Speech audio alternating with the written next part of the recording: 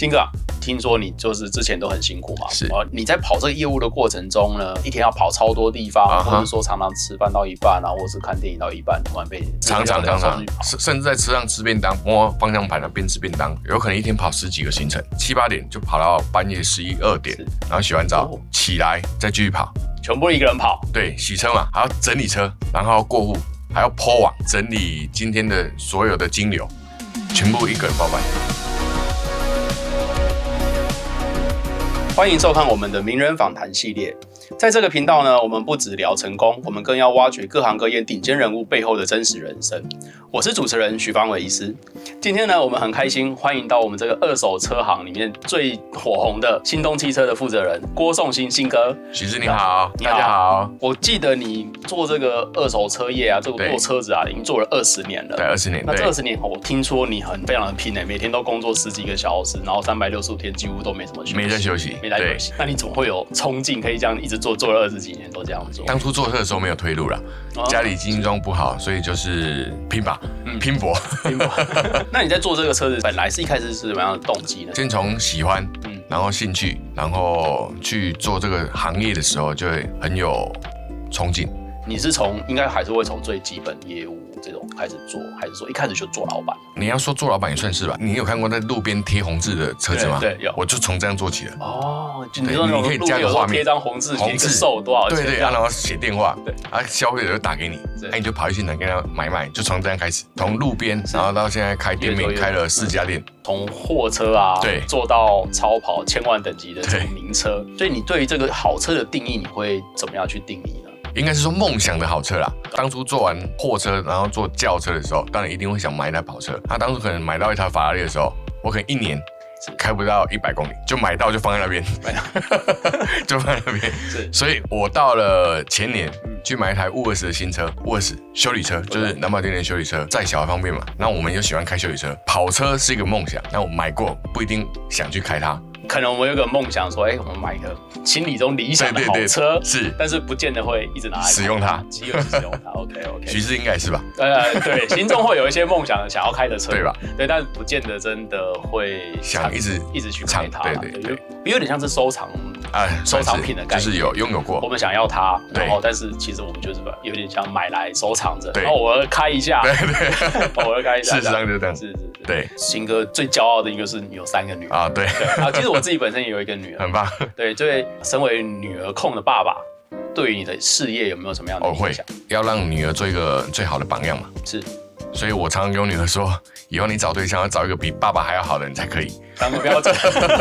那你会用什么样的标准？譬如说，比爸爸有钱，还是比爸爸的事业更大？比爸爸疼你可以吧？这个可以，对，真心比我们疼他的比较真心照顾他、爱护他的。对，我觉得应该。我认为这是他的生活比重最大的，会是最幸福的。对，做了这么多车子啊，你最喜欢坐哪一种车子？休旅车。休旅车为什么？身高的关系吗？身高183。哇，你身高183，我快看一下，哇，真的很高。对。不太喜欢开跑车跟轿车，不舒服，坐的时候。我的屁股其实有一个很敏感的东西，就是我坐到那个不喜欢的车子的时候，10分钟就腰酸了。身高的确是在我们坐车子的时候会有一个很大的考量。我没有像新哥这么高183，但是呢，从以前轿车到现在，因为叫小朋友嘛，开了一台休旅车之后，你叫我回去开轿车，我是回不去了。你进去坐上去，角度就会让你觉得说，你的腰对有时候坐得很低就很不舒服，然后蜷缩在那个车子里面，就缩在里面，然后很挤。其实你开没有多久了，10几分钟你就开始觉得不舒服，也一直想要调整姿势啊什么的。对，但是休旅车毕竟它有一定的高度，对，所以坐起来我们的腰也会比较舒服。是的，我记得新哥以前是不是腰有开过手术？对，大概19、20岁的时候有开一个脊椎侧弯的手术。那时候是怎么样去发现这件事情的？是有不舒服吗？还是疼痛啊？那个时候站的时候怎么会明显的腰酸？是拍 X 光的时候，脊椎侧弯。对。你有脊椎侧弯？对，事实上学校会有一些健康检查，那是有检查出来，就是从这个开始，从那时候开始就发现有这个侧弯。那你怎么会决定要去做手术？去给台中一个医师进去的时候开刀吗？我说好开吧，决定也是蛮干脆的，快很准。我做事喜欢快很准，效率嘛，真的有效率。那你开刀的过程中啊，你有什么样的感觉？痛，可是那个时候开完道场要穿那个铁衣嘛，没错，要帮你支撑住。半年的时候连躺着都会痛为什么会这样？其实因为手术毕竟尤其是像你做这种脊椎侧弯的，它其实算是一个比较大的手术，它需要做矫正。对，光是伤口就比一般大了。对，比一般的手术大30公分吧。然后又做了这么多节的矫正啊，你也有打钉子，这一定会让你整个肌肉伤口都会有一些疼痛、粘连啊这些问题。所以术后的疼痛有些人的确会3个月、半年，甚至1年都很有可能。事实上，年轻人的恢复力其实是很不错的，很快的，所以通常都会恢复的还蛮正常的。我看你现在也都对，很正常，都很正常。那许是我现在应该要多做怎么样的保养，对我比较有益？脊椎侧弯的手术做完之后，手术的目的不是为了矫正而矫正，我们是希望你们回到正常，没有不舒服。做完手术之后的这个正常的生活，我们需要去做保养。我们不希望手术的部分再产生第2次的问题，然后我们也更希望的是没有手术的部分不会产生后续的问题。需要做的保养很简单，第一个，我们要回到正常的运动，回到正常的生活，然后再来就是要注意生活作息的姿势。我不知道清哥以前有没有常常小时候，年轻人都这样嘛，小朋友都这样啊，就是躺在床上滑手机，或是沙发躺在沙发懒骨头这样做，很舒服，会，对吧？你自己以前也会这样子吗？都就是躺在沙发看电视，然后开车玩的。那个时候哪有手机？所以我现在很在意我的小孩会念是，对，坐姿的确它会有一些影响。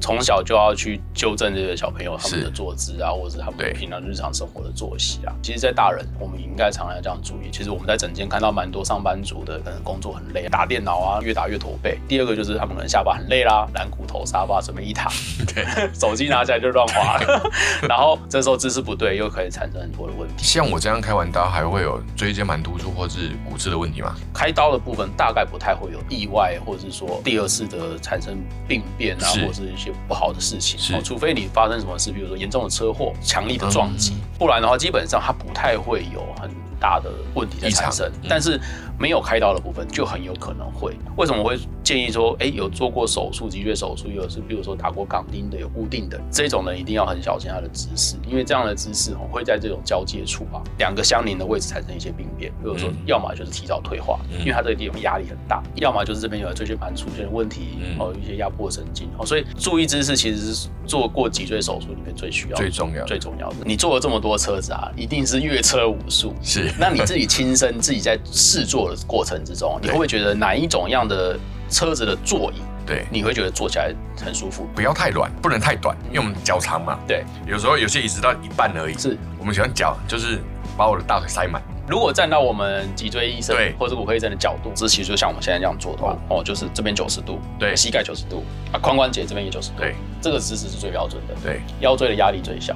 所以你看我们这样做这种沙发，我这个沙发还比较硬，你看你那沙发做有点软，对不对？会有点陷下去。对。这个时候你会这个地方你的髋关节就会变成支撑，会变这样，对，会小于90度。是，然后其实这个压力就变大。你的相对你的腰椎等于是弯着的，对不对？你整个就变这样弯曲的。开过这么多车，你一定也一样的体悟。你太软，你就会陷下去。是，然后高度够高，或者说这个空间够，让你的脚不会这样很缩。对，那你的腰椎相对就是一个支撑力比较小。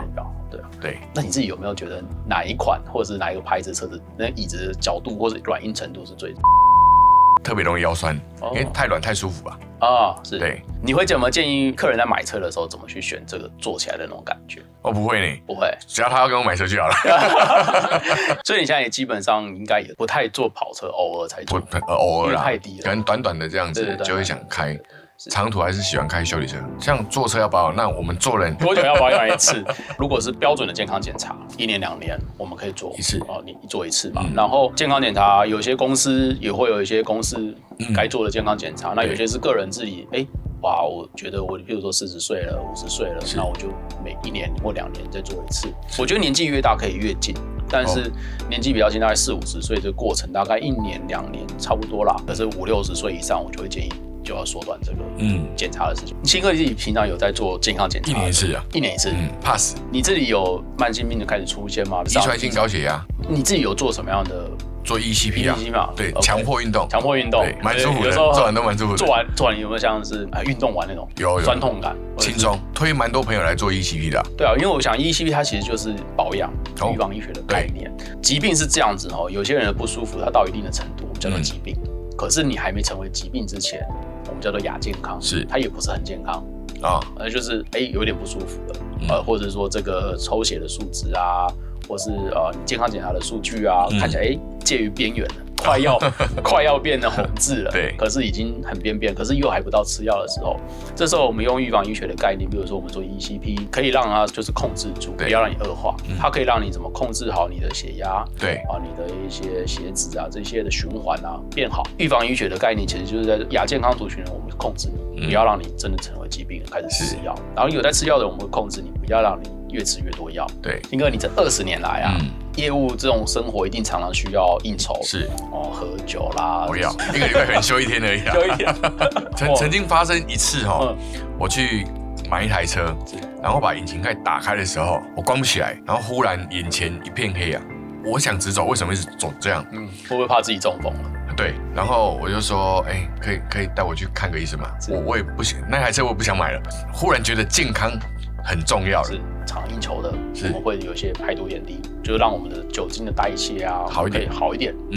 酒喝多了其实对身体也不好。当然，那排毒点滴第一个会让你的肝脏比较舒服，不用受到这种酒精的刺激这么多。然后严重一点的高血脂啊，血比较油啦，三酸甘油脂高的啊，胆固醇高的啊，可以用什么呢？我们也可以用血液净化，把我们的血液里面一些重金属不好的物质排除掉。胆固醇把它排除掉，把坏胆固醇排除掉，这时候我们会觉得，身体里面的整个是比较干净的、比较轻松的。定期来做这样的保养，可以让你的整个身体的状况维持在一个很好的一个稳定的情况。像新哥，如果你做了20年，再做20年，就可以一直维持在巅峰了。一定要维持在最巅峰。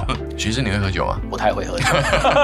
20年前你刚开始做的时候啊，每天要花10几个小时，然后一通电话就出去，几乎所有的全身的心力、精力都放在工作。是。那现在你又有3个可爱的女儿，是。然后你也开始注重这个身体的健康。是。你现在做到这样子的规模啊，你怎么样去做这样时间的分配，在家庭啦、工作啦，还有自己身体健康这部分？以前可能接到一通电话就要马上做什么，现在接到电话的时候就交代给干部专心的去做我的健康做保养，不然还没40岁会不会就干掉了？像我们以前在医院很忙碌，从早到晚，其实说真的陪家人的时间或自己身体的健康状况，是等于就是牺牲掉这段时间，全部都拿来在工作上面。那我自己觉得，像我跟新哥年纪其实相仿，差不多这样子，差不多40岁左右，体力会开始稍微有点感觉到有点差，会觉得说，小孩子开始在大的过程中，好像少了一些陪伴。我想这应该也是新哥成功到这个程度的一个体悟啦。是，今天很开心跟新哥聊了这一整段的创业的过程，然后很辛苦的这样子的跑业务的生活，到现在这么样的事业这么的成功。谢谢新哥今天来我们名人访谈的系列。谢谢徐师。好，也欢迎各位订阅我们这个名人访谈系列。那我们可以有更多的顶尖的成功人士的背后的真实故事呢，会分享给你。欢迎订阅、追踪以及分享。我是筋骨百科Dr. Bong 许医师。